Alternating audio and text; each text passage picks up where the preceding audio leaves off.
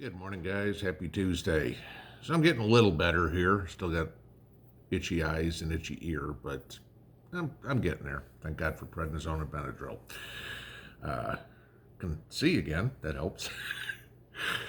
So I want to talk about this morning, and this gets more and more concerning because we're being lied to as usual. No big surprise. This is something that the Western media has completely ignored.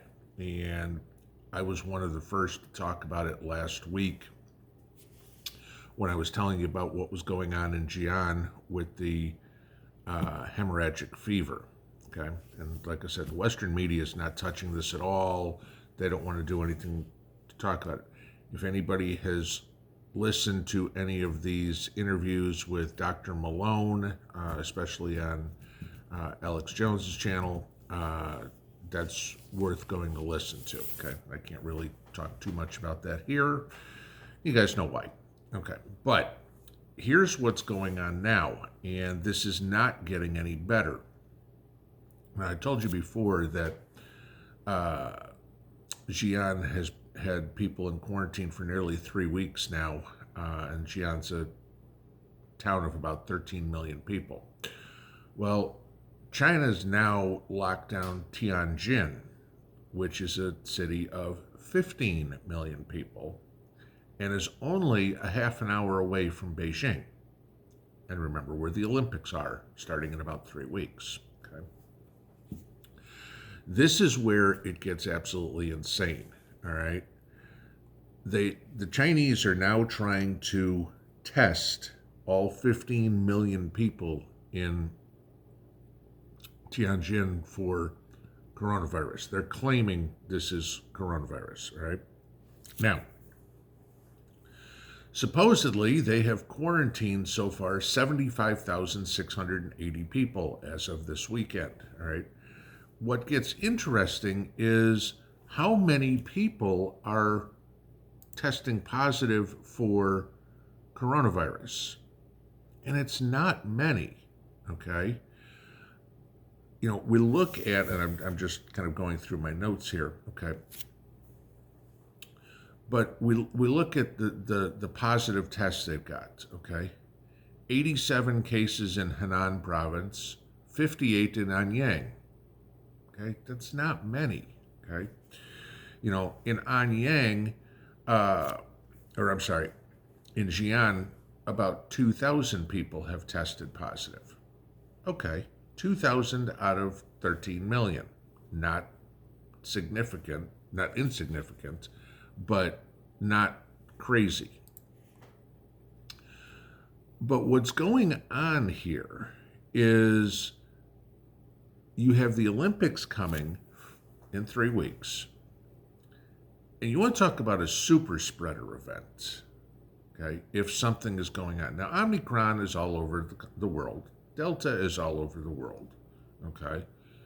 Obviously, every country in the world is trying to squash this and put it down. And I applaud them for thinking of doing it. What their methodology is, doesn't make any sense, okay? But here's the interesting part.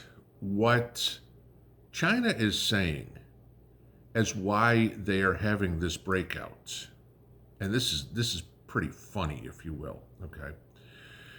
They think that the first people that got Omicron in China were infected after coming into contact with contaminated goods from overseas, saying that it was packaging on imported seafood and meat that was responsible for the outbreaks. So basically what they're trying to say is this wasn't internal. This was brought from somewhere else, which I, for the most part, find hilarious because for the last 2 years they've been trying to say this wasn't all started in Wuhan. But, okay, Omicron, if I remember correctly, started in South Africa. All right, so maybe come. But now we're going to say coming in contact with tin cans or wooden boxes or whatever, or plastic packaging is going to be the reason. If that was true, everybody in the world would have been infected.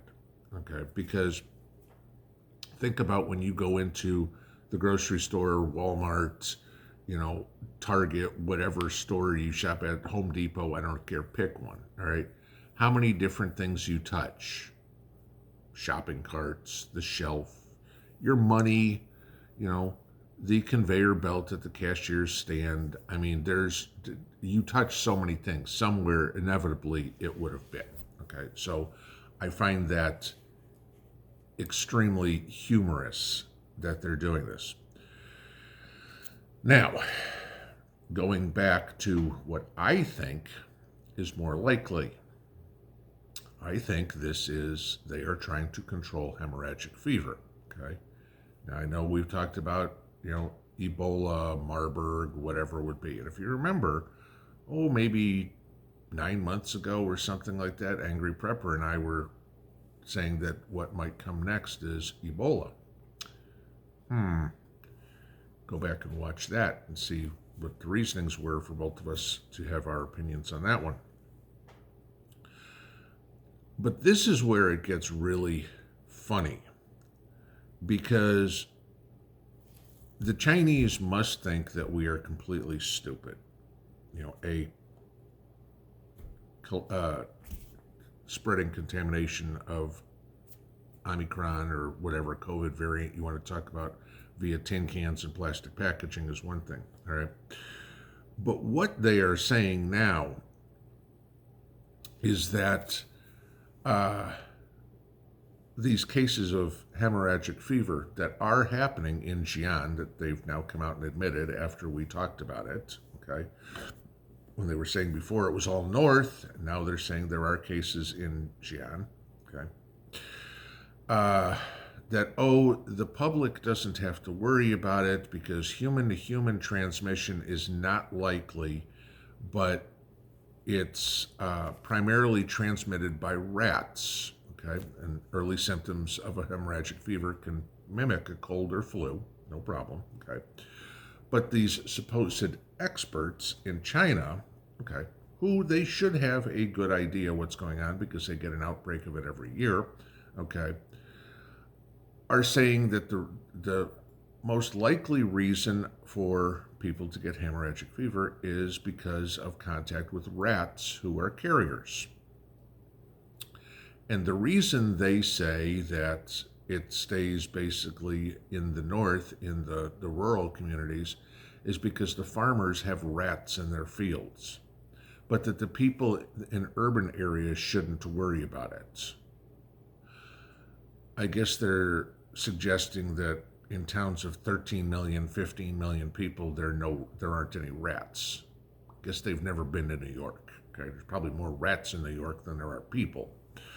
And then, of course, there's some people that are rats too, but that's beside the point. But then I bring you this one. All these shipping containers that have come across from China, millions of them over the years. You think there might have been a rat or two in one of those? I pretty much guarantee there were ones in there.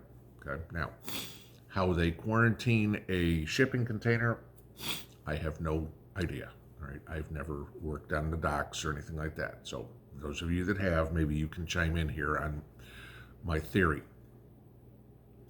Could it be part of the reason that some of these shipping containers have not been unloaded is because, not that we don't have the people, that they need to check them for rats first, because this hemorrhagic fever cannot be something new. Okay, we know it's not. They have an outbreak of it every winter in northern China.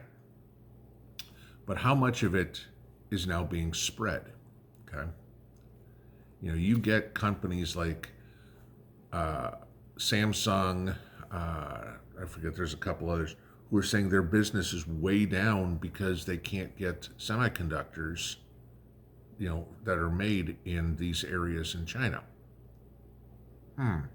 Okay. Let's start thinking about all the stuff that's not going to be able to be made. When we think of semiconductors, we think of our computers, we think of our cell phones, our tablets. A lot of people now have mentioned, it's in cars and stuff. There's semiconductors in in everything that's electronic, guys. Your municipal water system, your municipal electricity system, et cetera, et cetera, et cetera. If we can't get those semiconductors, there's another way that we shut down the grid, okay? Shut down communications, semiconductors. Like I said, water, electricity, banking, the internet, you name it. One semiconductor, goes out in your computer's useless. All right. One semiconductor goes out in a municipal water system. Now the water system's got, whatever backup it's got. A couple of them go out, now you have big problems. But this is something to pay attention to very closely. And I try to watch for anything I can get out of, WION, out of Radio Free Asia, anything that I can get, the India Times, things like that, because the reporting that's going on there with what's actually going on with hemorrhagic fever is a little bit more, I don't say a little bit more. It exists, where the Western media is, all they want to talk about is January 6th, and voter suppression and got to get your booster, whatever it would be. So, pay attention to what's really going on. As usual, watch this hand while we're doing something else with this one. That's what's going on. Just this whole Olympics thing, this can be very scary. I'm going to bet that you're going to see countries start dropping out of the Olympics here in the next couple of weeks, because as all this stuff keeps ramping up in China, and we don't even want to go into the human rights violations that countries are saying, oh, this is the reason we're not going, okay? There's been a couple of countries that have followed the U.S. lead on the diplomatic boycott. The politicians don't want to go. Surprise, but the people, they can go.